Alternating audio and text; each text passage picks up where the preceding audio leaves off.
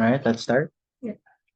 Okay, please welcome our next speaker, Dr. Lyster Rey Cabardo from MSU IIT. He will be talking about the construction of a groupoid from an ample Hausdorff groupoid with twisted Steinberg algebra, not isomorphic to the non-twisted Steinberg algebra. Please welcome Dr. Lyster. Thank you, Dom.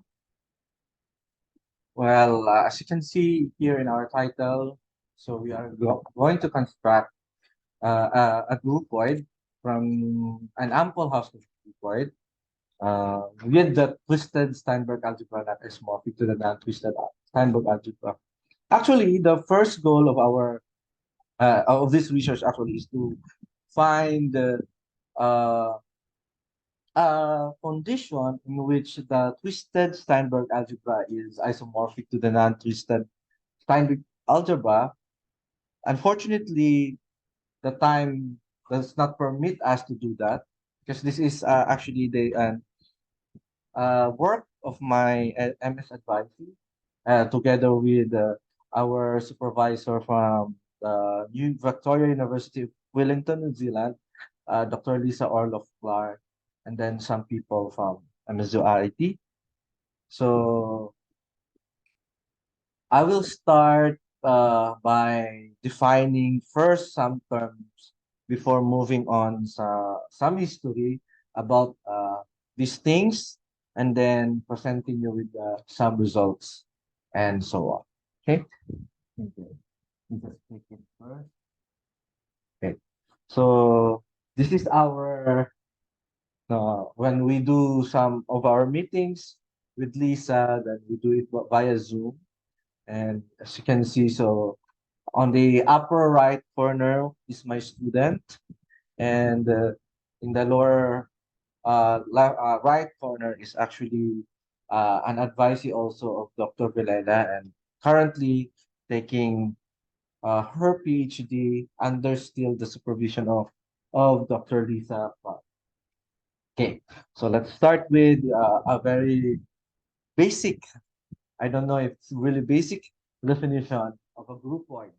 Okay, suppose you have a set G, and then we get a subset of the product of G cross G, and we call it G2. Okay, and from this G2, there is a map, composition map here. We call it the gamma and alpha, just a multiplicative notation, gamma times alpha. This is from G2 to G. Okay, so in other words, we're just taking the uh, product, coming from G2, not the entire G cross G. Okay, and suppose we also have an inverse map. So we have here gamma map to its inverse with this property that of course your gamma inverse is just your gamma. Then if your G satisfies three conditions here, then we have a groupoid. So the first condition says that if your gamma alpha and alpha beta is in G2, then basically it satisfies the associativity. Second is just your gamma inverse and your gamma can be you can take a product between gamma inverse and gamma, and G3 states that if you have this one, your gamma and alpha, so since your gamma inverse and gamma are in G2, so you can have this expression here, gamma inverse gamma alpha. So in this sense, your gamma inverse gamma acts somehow like a left identity for your alpha, and your alpha alpha inverse here acts like a right identity for your gamma. Okay, we have here G2, we actually call it composable pairs. Okay, as you notice from the definition of a groupoid, essentially they are just like groups, but the composition map is defined partially. instead from G to G cross G. So we're just taking a subset of this set. Okay, so that's why we say it's the composition map is defined partially. But as you can see, it looks like a group. Okay, so there's another definition of a groupoid here. So you can actually see this from other literatures. Uh, it says here that a groupoid is essentially a small category in which morphism is invertible. Okay, so what is actually a category? So it's just a collection of objects along with a collection of morphism between these objects. And these morphisms can be composed when the source and the range are lined up, and composition is associative, and each object has an identity morphism. So that's what if you can see here is the G1 part. This is the G3 part, and when we say small category, that's category, it means that the collection of objects is just a set. So in other words, yes, sir. What do you mean by source and the range?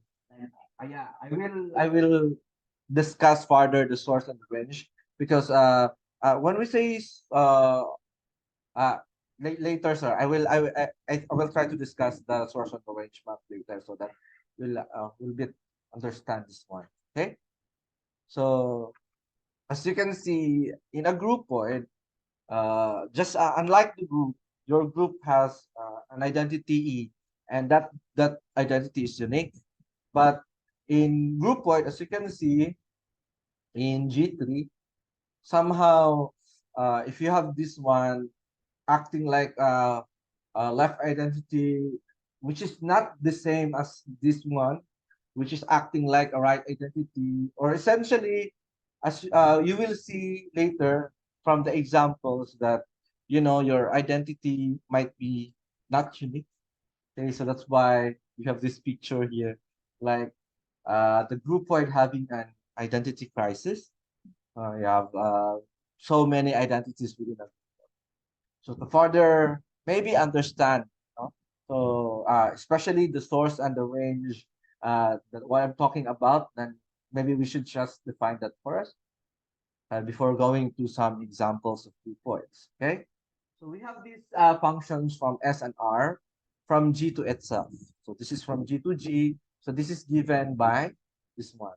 So source of alpha from G is just alpha inverse alpha.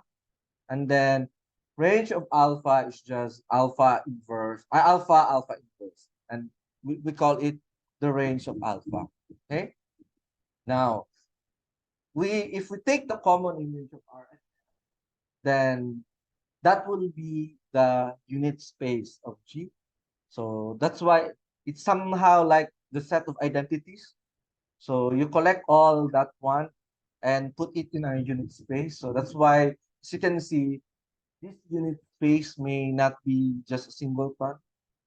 So it may have many elements there, many unit space, many units. So, and we denote it by the set G0. Later on, we will have some examples. And we have actually a result here, no? Because not all of our elements are composable in a sense. So this is just a characterization, no? Just uh, in order for us to know when a pair is composable. So that is when your source of your gamma is just equal to the range of your theta. Okay. Do I have the? I think I don't have the. Uh, so let's have. Okay. So basically, if say this is your alpha and this is your beta. So if we I think we know all about direct path algebra. Then uh, if this is an edge, then beta is just a the range. The range. Sorry, wrong. This is very wrong. Okay. If this is gamma, alpha, and beta, So, no, wrong. Alpha, so this is the source of alpha, and this is the range of alpha. So similar like with when you have a level path algebra. Okay, I'm sorry if that confuses you. Let me just start with an example so that you will have some uh, bit of understanding of what groupoids are. Okay, in fact, groups are actually groupoids. So basically, groupoids are natural generalization of groups. So if you have a group with identity E, then so we'll just get the composable pairs. So the composable pairs is exactly the entire G cross G, because you can compose every element to another element in a group. Okay, and your source map and your range map will just compose of your identity element, meaning your unit space is just a singleton. That is because if you have gamma here, an element of your group, then of course it has an inverse, and gamma inverse gamma is just equal to your identity element, which is equal to your gamma gamma. Okay, so the unit space actually consists of uh, I, uh, your identity element. So basically, your inverse map is no your element is mapped to its inverse. So that's the inversion map, and then the composition map there is just the product of your group G here. So that's why your G2 here is the entire G cross G. Okay, so the entire binary operation, and then we know that a group is associative in a sense, and of course, your gamma inverse and your gamma is definitely composable in a sense. If you have the product of gamma inverse and gamma, that will get you the identity element. And for the third condition, uh, your gamma gamma inverse and your alpha alpha, your gamma inverse gamma, yeah, you are No, okay, sorry. Your gamma inverse gamma, and then your alpha alpha inverse is basically your uh, identity element in the group G. So that's actually the right and the left identity here. So that's why a group is just a groupoid. Okay. In fact, we have a nice result that when you have a groupoid G, then there's only this groupoid G is precisely a group when these things happen, when your set of composable pairs is the entire G cross G, and your unit space consists only of a singleton, which is the identity element of circuit. Okay, so meaning a group is one of an extreme example of a groupoid where the composable pairs are the entire G cross G. Okay, let's have another example, another this is an equivalence relation. Q. So this is just a subset of x cross x. So you just get an equivalence relation. Any set x. Yeah. So if you have any set x, then because you can always find an equivalence relation from any set, right? So if you consider that equivalence relation, then you can actually have a groupoid. So here is the uh, composable pairs. Only no those pairs where the second component of the first ordered pair is just equal to the second component of your first pair. Okay, of your second pair. Sorry. So when y here, so that's the only time you can compose. Okay, so basically, if you have q cross q, you will not take everything from q cross q, just this one. When here, this one are equal. No? Okay, so that's why you have y there, and the composition is given by this one. So basically, if you have x y times yz, you just take xz as the product of these two. Okay, and we know that we can do this because our q equivalence relation is transitive. So therefore, this composition is defined, for these pairs. Okay, The inverse map is just if you have xy, you take the inverse as yx.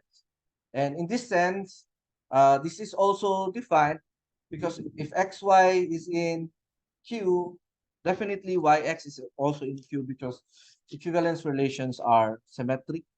So, and then you define that the inverse is mapped to yx. Okay. And for any xy in Q, for any ordered pair, no, for any, so if you take the source of xy, so that is just, if you do the source, you have inverse and then, so you have xy inverse xy, but you know your yx is just equal, your xy inverse is just yx from here. So you will get yx times xy, and by the definition of the composition, so this is just yy. And the range is gamma gamma inverse. So you have xy, and xy inverse is just yx. So from the definition of the composition, so these two are equal, then you will just get xx. Okay. So as you can see, we have an idea that the set of unit space are those elements having the same first and second component. So that's denoted by delta x. So the pairs having the same components, x and y components, which is just a subset of your, of course, of your, no, this is Q2, sorry. This is Q2. So the unit space is just all those pairs, right? This one. I don't know, sorry. This is a subset of Q, correct. Sorry, I was confused. No? So delta x is just a subset of Q. So you take all those elements having the same component. So that's why here these things somehow are the identities of your groupoids. So you can see here there are many identities. Okay? You have four entries here in Thailand. Hmm? In this case, you have four entries on your top of these meters. 4 entries. Yeah, so x has two, y has Yes. What? I don't think x, so. x and y comes from Q. Yeah. In Thailand, you have composite pairs having four entries. Yeah. Okay. But Anyway, this one is from Q. This one is from Q, right? So basically, you are just multiplying two things here. So because of the entry you're talking, because we have an ordered pair, so that's why maybe you got uh confused with that. But now, is it a essentially, clarification for, let's say, if x is natural numbers, that I will see four numbers in. yeah. But of course, if these numbers here and here, I think they cannot see what I am pointing out, right? Sorry. The y, yeah. If these are not equal, then they are not composable at all. So meaning you cannot find a product between these two. These two should be equal. Okay. Well, that's how we define the groupoid. Partially the composition of is just partially defined. It's not necessarily on the entire. Okay. So yeah. Okay. Okay. I think I have another example here. So we have a group acting on a set X. Okay. So no, as you can see, groupoids a completely different algebraic structure, but as you can see, those very well-known algebraic structures, it generalizes those things. Like example, we have the group, and then second one is the equivalence relations, and then here we have a group acting on set X, no? So your groupoid G will be this one, H cross X, still an ordered pairs, such that your set of composable pairs are this one. Okay, you have H to H1X, okay, and H1X. So these are the composable pairs. Sorry, this is a very small X. And the composition is given by this one. If you take the product of this one, then you have H1, H2X. Okay. And You can do this because of the second property of the action, where your h1, h2x is basically just h1 times h2x times in a sense that it's the times of the action. Okay, and the inverse map is just given by this one. Hx inverse is just h inverse hx, and your unit space is in fact the identity of your group across the entire set x. So the ex part, because that will be just equal to x, right? If you look at here, uh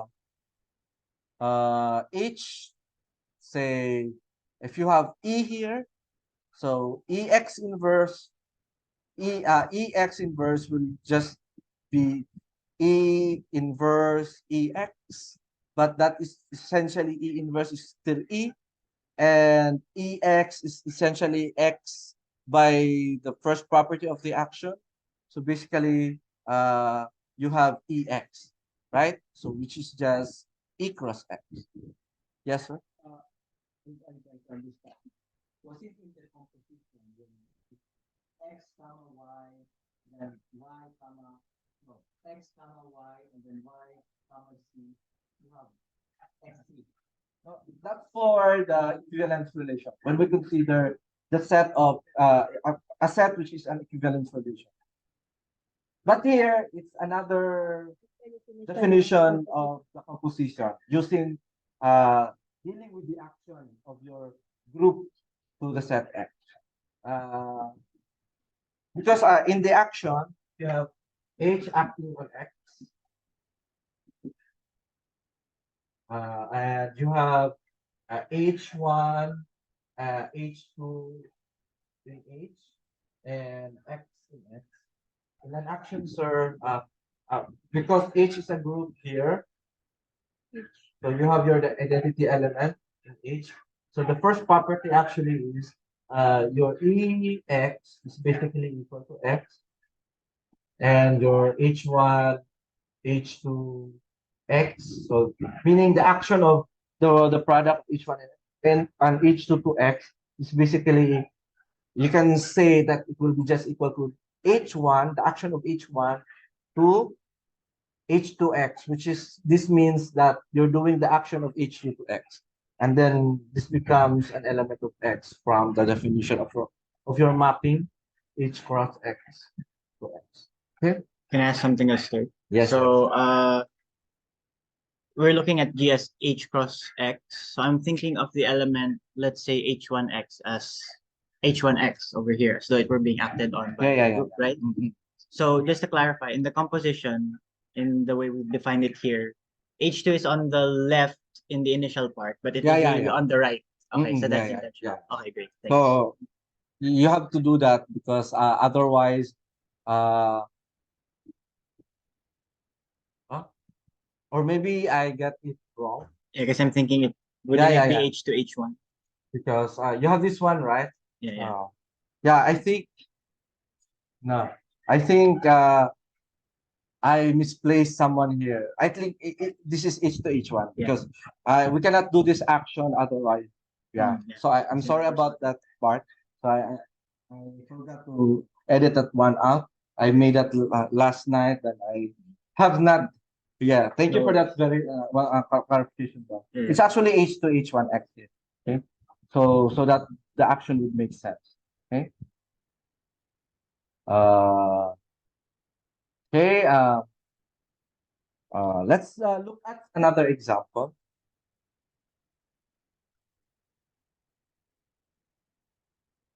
So that I can see maybe it's not so clear at some points. Your M here is the set of all matrices, no? So even if they have different sizes, you collect all the set of matrices. Now, composition. So your G2 here, set, you can compose no two elements of the same sizes. Okay, because they cannot okay, matrices of the same size. Okay, the composition is basically your matrix addition.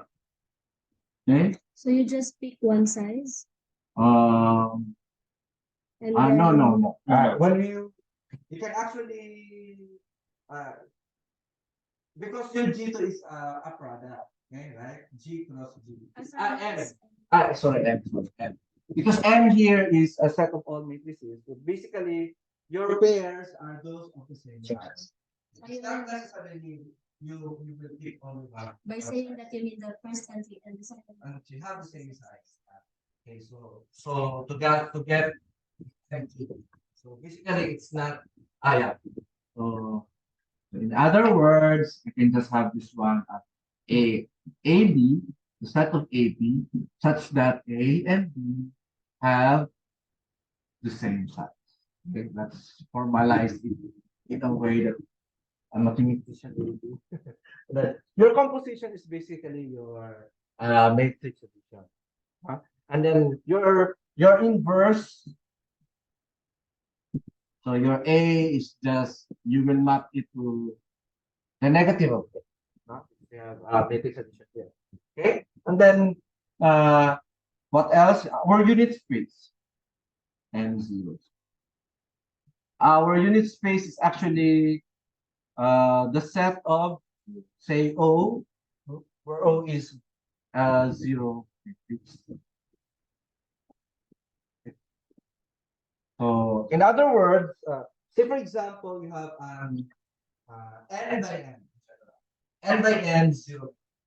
So this will act as your identity for all those matrices of n by n size.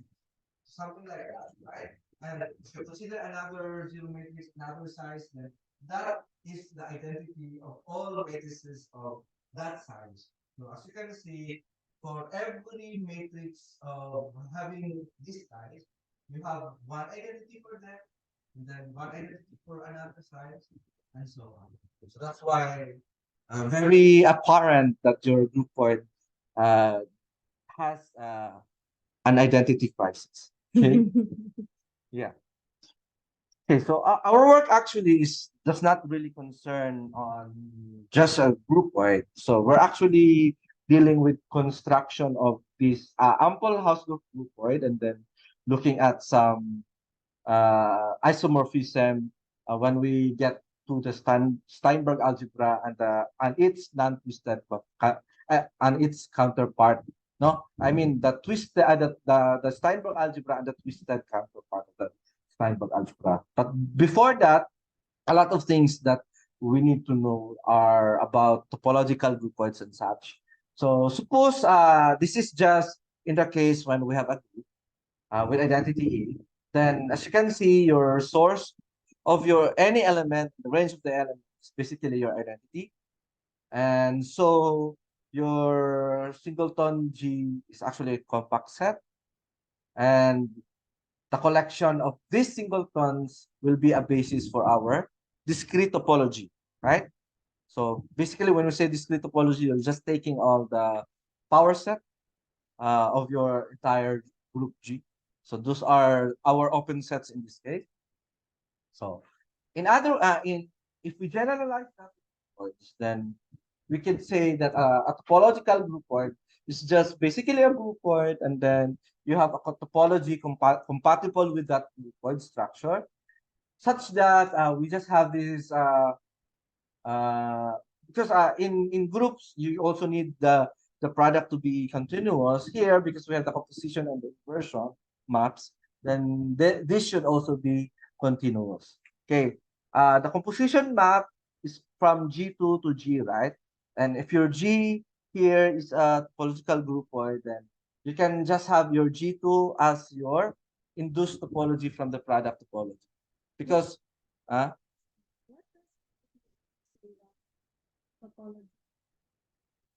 yeah. This is what it means actually. You have a topology with that composition and the inversion are just continuous. That's the Okay. definition? Or Yeah. is it You just have actually a topology, basically a topology and a groupoid. Then this topology there, when we look at the composition and the inversion map, so it is continuous. Otherwise, if you just have a groupoid and a topology, so you cannot say it's a topological groupoid, but just a set which is a groupoid together with a topology. Okay, so basically we need this composition and the inversion maps are continuous so that we can say that it's compatible to the groupoid structure. Okay. Okay. We have another just a recall. When a set is called an open bisection, this is what it means. If you restrict your range map and your source map, then they are homeomorphism onto an open subset of your unit space. Okay? Because here, as you can see, G is also a G0 is also a subset of your G. Then because I have not said anything about the topological structure of G0, then the topology is just basically the relative topology you get from G, being a subset. Okay. So we also have the definition here, ital groupoid. When your range map or equivalently your source map is just a local homeomorphism. Okay. And then it's an ample groupoid if the topology G has a basis, if your topology of G has a basis of compact open bisection. So the one that we defined last time. Okay.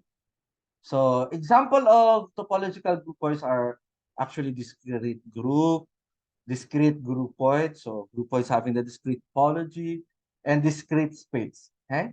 So in fact, they are ample. Okay. So let's have some notation here. Isotropy of a groupoid. We denote when X is in the upper part, we denote it to be the inverse image of X in terms of the range. And then if it's in the right hand side, upper part, then it's just the inverse image of X under the source map. And we define this notation here. So the intersection of these two. Okay. So basically, the isotropy of a groupoid G is this set. You collect all your gamma such that the range of and the source of your gamma is essentially equal. So in the case of a group, the isotropy of G is the entire group G. Okay, and basically these are the union of your X. Why is it G? I think this is intersectional. Okay. No, I think this is One of the intersection. cases already the intersection Yeah, of yeah. X, because you have both X. No, it's a union. Yeah, correct. Sorry. And we have also what we call a principal groupoid if the isotropy here is just equal to the unit space. And it is effective if your topological interior of your isotropy is equal to G0. Okay, so interior in the sense of topology, the interior. Okay. In here, we will now assume that G is an ample groupoid and our unital commutative ring with discrete topology. So we use the following notion for the characteristic function. Okay? So you have 1 mu G to R. R here is a unital commutative ring. So we define this one. So basically, this is how we know characteristic functions. So if it's an element of U, then it's 1, 0 otherwise. So if you take all the set of all functions from G to R, okay, and denote it by RG, this is actually a module, okay, with operations defined pointwise, okay. You have your F and G in RG, then the operation is just defined pointwise. Okay, for example, F plus G of U is just equal to F of U plus G of U. Okay, but actually this is composition map. No. Yo. Bro. Yeah, Sorry, sir. Continue. yeah. G, because G here is an ample groupoid, then yeah, I think you are right in saying that. Okay. Okay, here is now the definition of the Steinberg algebra. So basically, it's just a submodule of those RG, but it is generated by the set. But here, your U, this is just a subset of G right here, but your U are Hausdorff compact open subset of G. Okay, it should be Hausdorff compact subset of G. And then the convolution is given by this expression here for all x and y and z. So basically, your z and y, if you can see the first part, you take all the sum of this, where your s and y, the source of your y is equal to the source of x. But that is essentially saying that you take, sorry, where is that one? You take the product of f, g, and gy such that your z and y is no the pair zy is composable in a sense, and your zy is just equal to your x. Okay, so instead of doing this one, so you take this sum. So the R module generated by this one is what we call the Steinberg algebra of G of over R over the commutative unital ring. Okay, so this is the Steinberg algebra. Okay, so an example, actually leveth path algebras associated to directed graphs, Comjan path algebras associated to higher rank graphs, and discrete inverse semigroup algebras. I think uh, they have shown one-to-one correspondence between the category of inverse group and groupoids from the paper of Azef and right James East. Okay. Anyway, I'm talking nonsense because they don't know that. Okay, anyway, so let's also describe twisted Steinberg algebra arising from discrete twist. So if you have a Hausdorff Ital groupoid and an R commutative ring, so we just take a subgroup of this Rx. Rx here is the set of units of your commutative unital ring here. You take a T here, so we take a discrete twist by this T over G. If you have this sequence, so G0 cross T to this sigma here and your groupoid G. So we will have this here. So this G0 cross T is regarded as the trivial group bundle. So there are actually terms here I have not defined. So basically, group bundles are it's essentially the same as direct sums of groups corresponding to your T here, which is called fibers. These T are called fibers, and then here your capital sigma here is a Hausdorff Ital groupoid. Having the unit space is just from here you take the image corresponding to this map I. Uh, Here, one is the identity element of your ring R here. So this is the unit space of your gamma, your sigma here, and I and Q are continuous groupoid homomorphisms that restricts the homomorphism of a unit spaces. And then we have three conditions solved. So basically, in order to get this, you have to pick a subgroup of your set of units of your commutative unital ring, and then you should have these two maps I Q from your, and then your sigma to your G, and then the sequence is exact in a sense that if you take the image of this is basically just the inverse image of Q of X for every X in our unit space. and I is injective, and Q is a quotient map. Okay?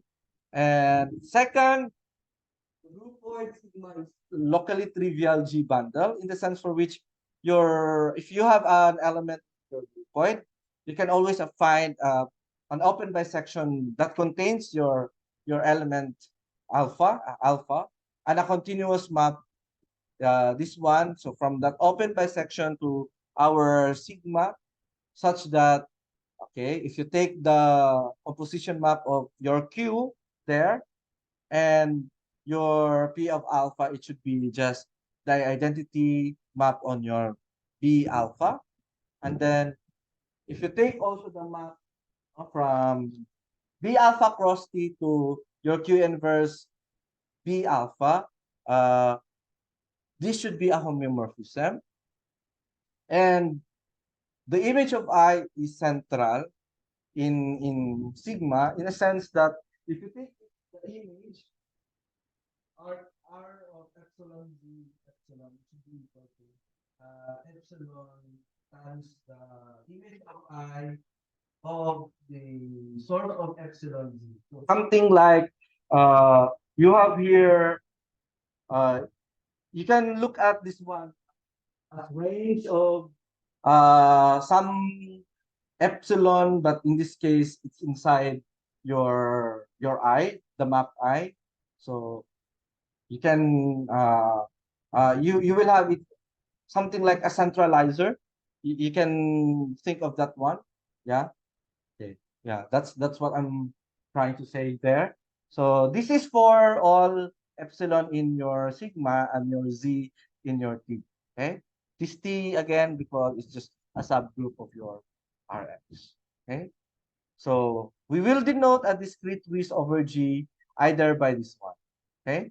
So uh so this is the discrete width that we, so this essentially this is what we get. This sigma here is the discrete. Okay. Together with, of course, with this function. I think okay. Together with these functions, I and Q. Okay, so this one. Okay. So if you have a continuous map, it's called continuous local section if the second second conditions here, I mean, in the first condition here, where the composition of your Q and your P alpha is just equal to the identity, then we call it continuous local section. Okay. And then a continuous map P alpha is called global, continuous global section. It satisfies 2I and this one. Okay. So the image of your unit space is just a subset of the unit space of your sigma. Okay. And if you have an ample Hausdorff groupoid and a discrete width by your T here, so meaning if you take another T, then you can also get another discrete width there. If we denote this one as the collection of continuous functions from your sigma to R, so this one is called T equivariant if you can just take your Z out of your function F from Z times. This is for all Z in your T.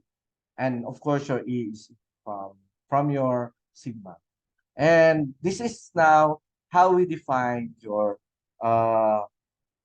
and your twisted Steinberg algebra. So basically, you take all your functions from sigma to R, which are T equivariant, and the compact, I mean the support of F, the image of the support of F with respect to your mapping Q should be compact. So yeah, and the convolution is given by this expression. No? So you have another convolution defined on the twisted Steinberg algebra. And what you will get is basically your twisted Steinberg algebra. Okay. So example, actually, if you try to do a quiz on 11th path algebra, you will actually get nothing. So that's why, as you can see in the examples, you can What do you mean by that? uh, essentially what you will get is, I think, some of those things become zero. So you mean this conjunct has to be greater than Yeah, because if it is rank one, basically that's 11th path algebra, right? So it should be greater than one. So we can get twisted Steinberg algebra in discrete group algebras and Comjan's past. Okay, so the history is that in 1926, Brandt defined this groupoid. So actually, the goal of groupoid is to generalize groups in a sense, and it just so happened that it's actually classify. I mean, examples of groupoid are known classical structures like equivalence relation, the group actions, and so on. Okay, so in this paper, in Reynolds' paper in 1980, so he introduced groupoid C-star algebra and twisted groupoid C-stars algebra. So essentially, groupoid C-stars algebra are the analytical counterpart of your Steinberg algebra, and this one is the analytical counterpart of your twisted Steinberg algebra. Okay, so Steinberg algebra is actually defined by Steinberg in 2010. So it was not called yet Steinberg algebra, but then on later part, Lisa's group uh, defined similarly these things, and then uh, uh, Steinberg approached them that no, I think that's my algebra. That's the algebra I define. So with that, I think it was the team of Lisa or Armstrong Lisa who named it Steinberg algebra because as they have seen, yeah, they're actually the same definition. So they named it after Steinberg, and then they also get a counterpart of this twisted sister algebra in this paper in 2020. That's very recent. Okay, and then in this paper, they actually studied continuous trace group with C-stars algebra. Okay, so in C-star setting, this is the groupoid C-star algebra, and this is the star twisted groupoid C-star algebra. Okay, the the the what they constructed is actually isomorphic. Okay, uh, I think with the help of some analysis there, so the isomorphism is established. So in general, so if we strip out the analysis, so what we ask is, could we still get an isomorphism? Okay. Actually, in our examples, we have an examples wherein you cannot really find that isomorphism. Okay. Uh, so basically, I will just get an idea there. So you have a groupoid G. From the groupoid G, because I think my time is up, so I will just get some. Uh, so from your groupoid G, we uh, constructed the Steinberg algebra corresponding to the groupoid G. Then we define an R here, a commutative ring R, and then you also get this one, a hat semi-direct of your commutative ring R, and then you get your discrete uh, discrete Steinberg algebra with respect to this one. Okay, so let me just go over with this one. So basically, the one I have presented, so similar things we did, and the other things are just saying that if we define the quiz in this way, you will get actually a discrete quiz and so on. And then a specific example, if we consider G, just the set of integers. So that's definitely a groupoid, and your R is also G. Then we will get here something like uh, this one. This one is not isomorphic. So the Steinberg algebra corresponding to this one is not isomorphic to the twisted Steinberg algebra. Okay. And another one, if you consider G again and R is just Z3. So this is just actually simple yet. So we have not explored some groupoids like equivalence relations and so on. Because again, I think Lisa thought that it's enough already for a master's thesis. And same thing here, you will get not an isomorphism. This is actually what we have considered. Okay? Because what we have considered groupoids there are not effective. So maybe if we consider effective groupoids, then we can get some isomorphism. And unfortunately, recently, this is a very old conjecture last time, but very recently we have found out that effectivity is not enough for this to have to be isomorphic. And yeah, these things, and that will be the end of my talk. Okay. What was the saying? Second. Yeah. If we That's actually a very nice quote shared by Lisa because during that time, me and Lisa Lynn were really thinking. I think it's very hard to do. how was she like doing that? Yes. Okay. Yeah, you can see the previous. Yeah, it's actually holding that quote because She looks like so serious. yeah. She's a very kind-hearted woman. Yeah, and that's it. Okay. Maybe some questions from the Zoom. Yes. Other questions? I have a question. Yeah. Like maybe Maybe I cannot answer that, but No, I'll try. I'm sure you can. I think maybe this is just in the basic part because it's the only thing I can guess. We don't have to. It's just let me see.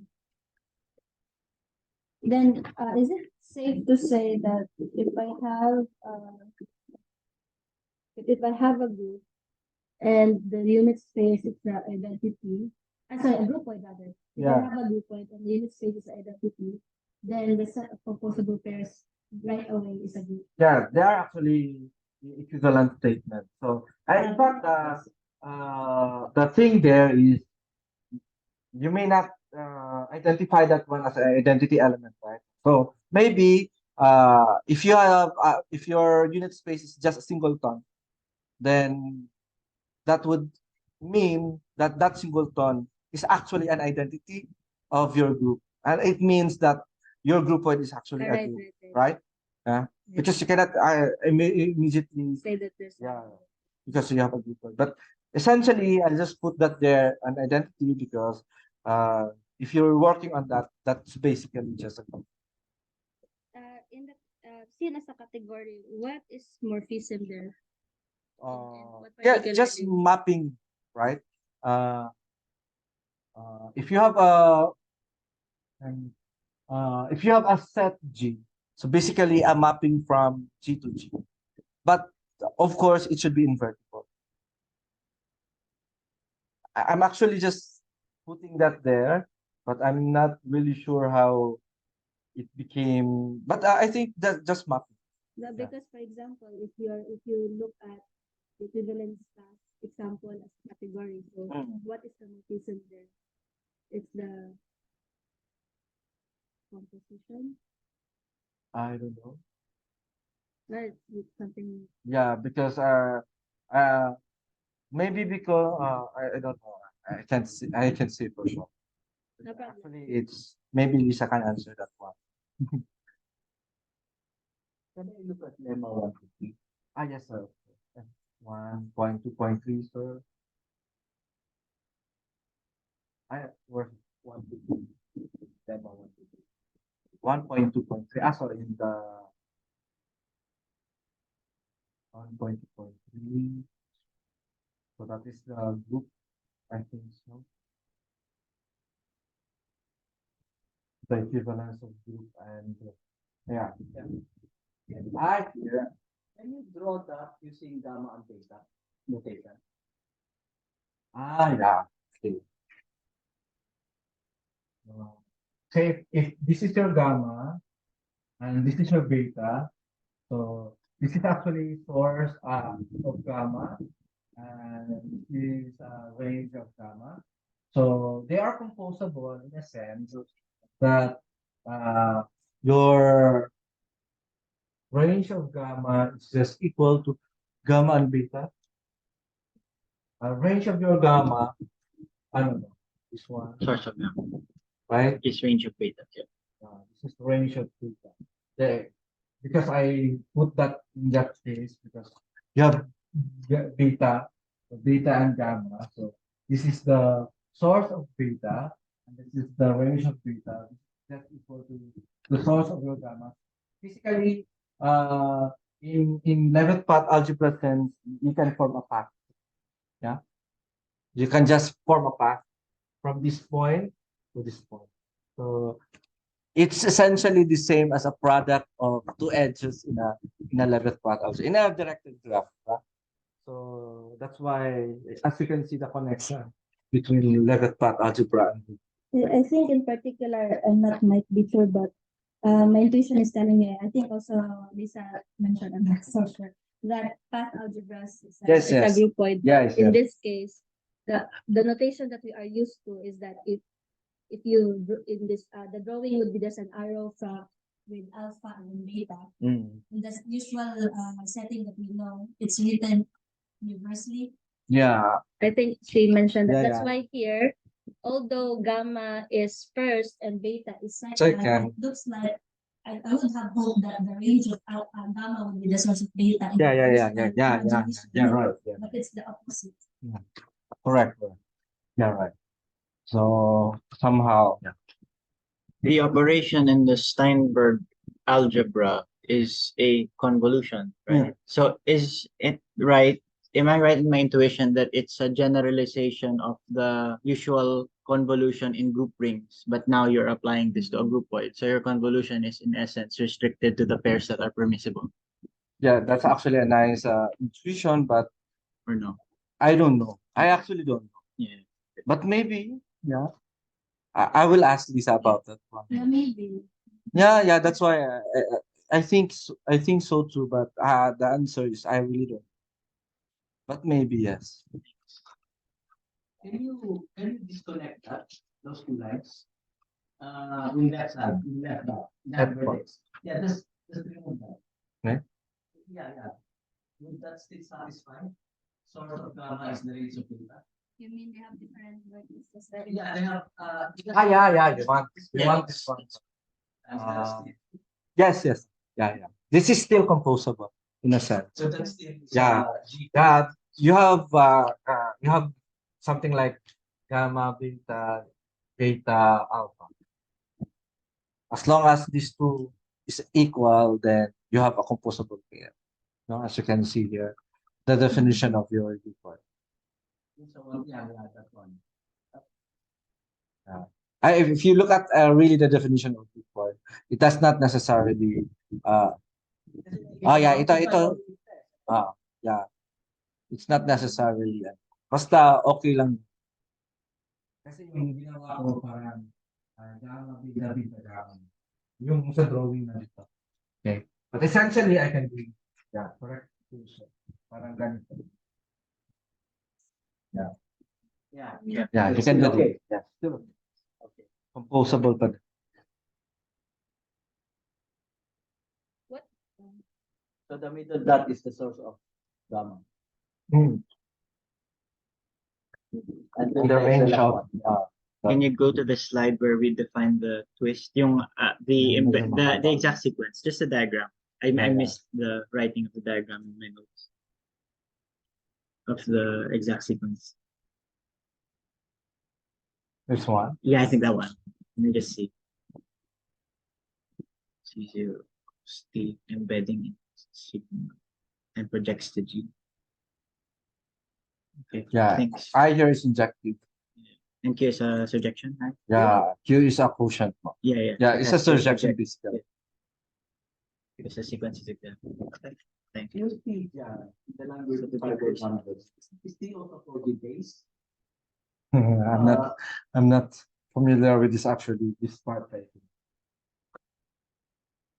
I don't know. Base of the fiber bundle. What do you mean by fiber bundle in this case? Fiber bundle It's the inverse image of G, and then there's you can imagine a base, and there are several groups. it's the pre-image of a point on your base. That's what you call a bundle. A pre-image. Sorry, I was thinking probably Sir Chris has a different because it's in physics. Yeah, I know. Maybe But there's a I different- think it's that the same that would be similar thing here. I just don't know the answer. So I actually not really that expert in this part. I would think here it would still be called a base because that would be the usual term. But I don't know either. I actually don't know because I'm not familiar with the other one. And this one, I'm not really an expert here yet because you know, it's actually my student. What's sigma here again? Sorry. Uh, It's a group point. yeah, it's a Hausdorff Ital. Okay. Hausdorff Ital group. So basically, you're actually constructing this. If Yeah. it is not an Hausdorff Ital group, then you cannot define a twist. So it's one of the things that you need to construct. There is a study in physics when we use fiber boundaries. The base actually is space-time. Right? Yeah. And each point in space-time is a fiber, a group fiber. And you can make a group transformation at each point in space-time. You can do it independently from point in space-time. So, I think that's quite. But I don't know if the idea is similar. All right. If I don't think we have enough time, so thank you so much, everyone. Thank for- you. Hello. Sorry. Oh. Doris, sorry, do you have a question? Nalata ko'y gamay nga question, ma'am. Okay, go. For sir. Yes. Okay lang. Yes, sir, of course, of course. Hello, I'm Joris from student from Diliman. Answer ka bahin sa kining I'm interested sa groupoid from group action gani. Yes. Group is it of interest to investigate this what kind of groupoid nga makuha nato from group action kung naay mga specific properties sa group action like being transitive, being primitive, may nana ba? Yeah. That's actually a curious question. However, I have not delved into that part. I don't know if there are literatures about that one, but maybe you can also get some properties out of it. Yeah, that's a very Specifically, I don't know. Yeah, maybe you can, or you or Alfie can do that. Sure. Are you? Yeah, that's actually an interesting insight. Yeah. For now, I haven't really have looked in that part. Kaya itanong natin Joris, baka pwede natin pag-usapan. Nasa Yes. Diliman din ako. Sir Vito, hello. Hi. Do you know Yeah, Father we've met. You've met. See you around. Good question. Good question. Baka sa connected na siya lalabas, lalo kung sa mga improvement. Yeah, baka. We'll see. Thank you so much, Sir Jory. Sir Do you have a Thank you. Thank you. Thank you, sir. Thank you, sir. Okay. Thank you. Everyone, thank you so much, Lister, for that very, very, very nice talk. Thank you, Lister. I appreciate that. Okay. Oh, Yes, should we so- present this thing? Later. Okay, later. Isahin na lang natin. Okay, so this is the end of Lister's talk. See you in a bit. In a few In a minutes, few yeah. minutes. Bye-bye. Thank you. Bye-bye. Tingnan ko nga baka meron nga, di ba?